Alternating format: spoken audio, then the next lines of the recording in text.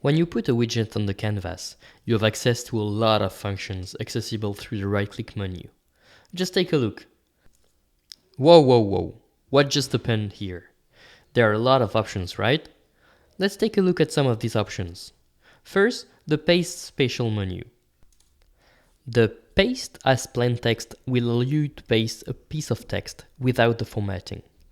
Paste as image will paste the buffer as an image. The most useful feature of this menu is the Paste including locked widgets options.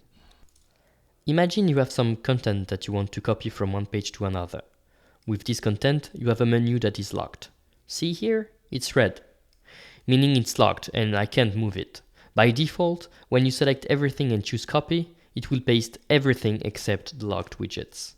Now, let's try with the Paste including locked widget option.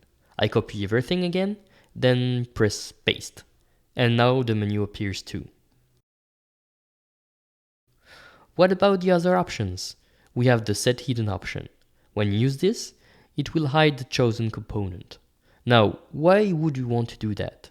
Well, it's actually very useful to use it in coordination with the dynamic panel widget and adding some interaction with it. Note that if you hide a widget, you will still see that something is here because it becomes yellow. Once a widget has been hidden, you can bring it back by selecting Set Visible. The Edit Text has the same effect as a double click on a widget.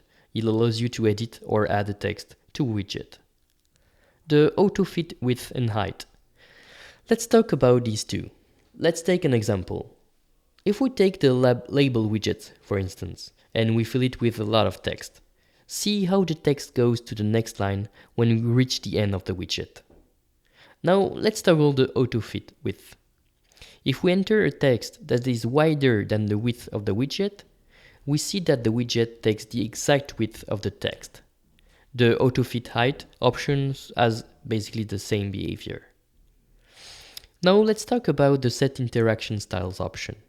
This is where you will specify how the widget will look when you put your mouse over, when you press the widget, when you select a widget, or when a widget is disabled.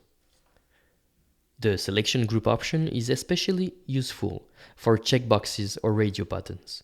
Let's see how useful it is. First, we place two radio buttons on the canvas.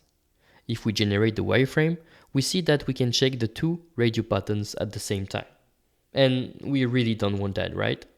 With the selection group, you can group objects of the same nature together.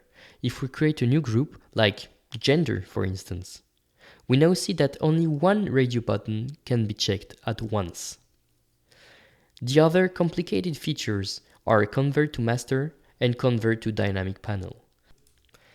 These two concepts are part of the Masters and Dynamic Panel widgets, so we'll cover them in another video.